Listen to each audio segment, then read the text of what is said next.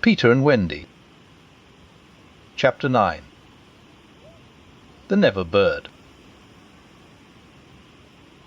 The last sounds Peter heard before he was quite alone were the mermaids retiring one by one to their bedchambers under the sea. He was too far away to hear their doors shut, but every door in the coral caves where they live rings a tiny bell when it opens or closes, as in all the nicest houses on the mainland, and he heard the bells. Steadily the waters rose till they were nibbling at his feet, and to pass the time until they made their final gulp, he watched the only thing moving on the lagoon. He thought it was a piece of floating paper, perhaps part of the kite, and wondered idly how long it would take to drift ashore. Presently he noticed as an odd thing that it was undoubtedly out upon the lagoon with some definite purpose, for it was fighting the tide, and sometimes winning, and when it won, Peter, always sympathetic to the weaker side, could not help clapping. It was such a gallant piece of paper. It was not really a piece of paper.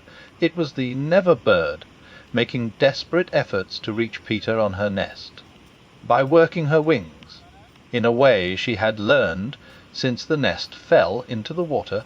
She was able to some extent to guide her strange craft, but by the time Peter recognized her she was very exhausted. She had come to save him, to give him her nest, though there were eggs in it.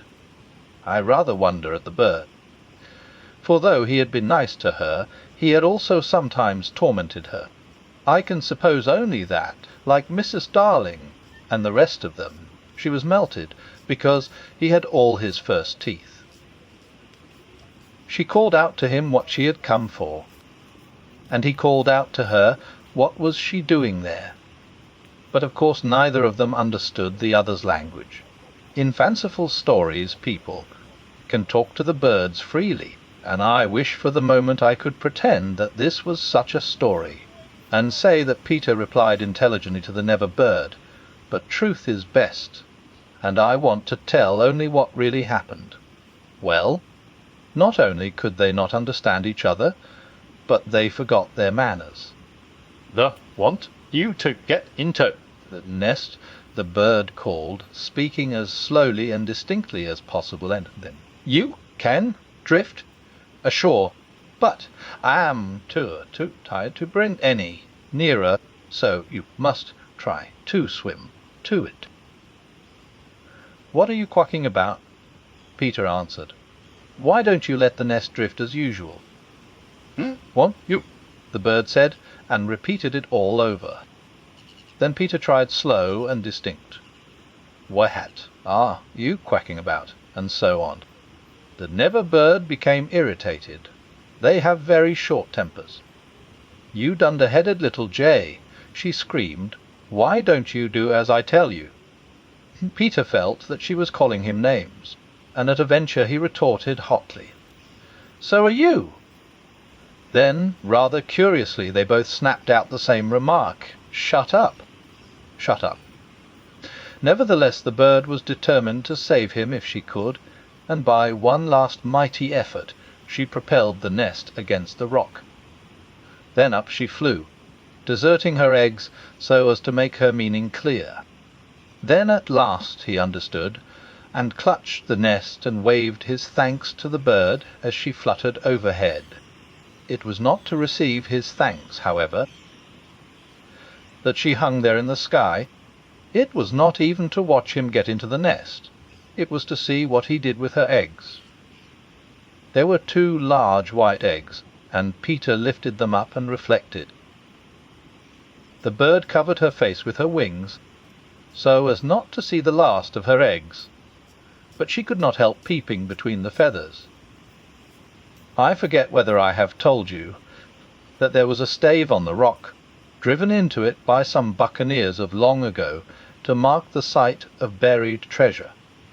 The children had discovered the glittering hoard, and when in mischievous mood used to fling showers of moidores, diamonds, pearls and pieces of 8 to the gulls, who pounced upon them for food, and then flew away raging at the scurvy trick that had been played upon them. The stave was still there, and on its starkey had hung his hat, a deep tarpaulin, watertight, with a broad brim. Peter put the eggs into this hat and set it on the lagoon. It floated beautifully. The Never-bird saw at once what he was up to, and screamed her admiration of him, and Alice, Peter crowed his agreement with her. Then he got into the nest, reared the stave in it as a mast, and hung up his shirt for a sail. At the same moment the bird fluttered down upon the hat, and once more sat snugly on her eggs. She drifted in one direction, and he was borne off in another, both cheering. Of course, when Peter landed, he beached his bark in a place where the bird would easily find it, but the hat was such a great success that she abandoned the nest.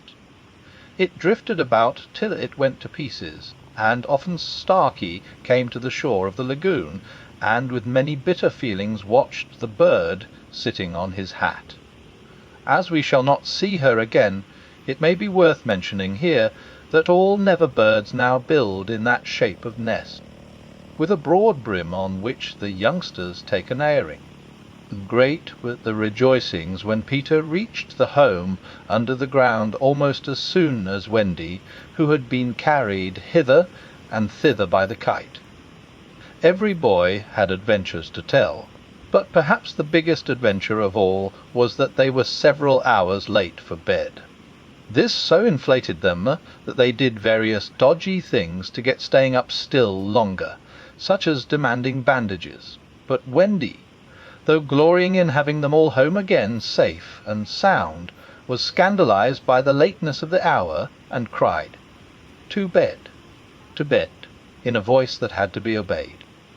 Next day, however, she was awfully tender, and gave out bandages to every one, and they played till bedtime at limping about and carrying their arms in slings.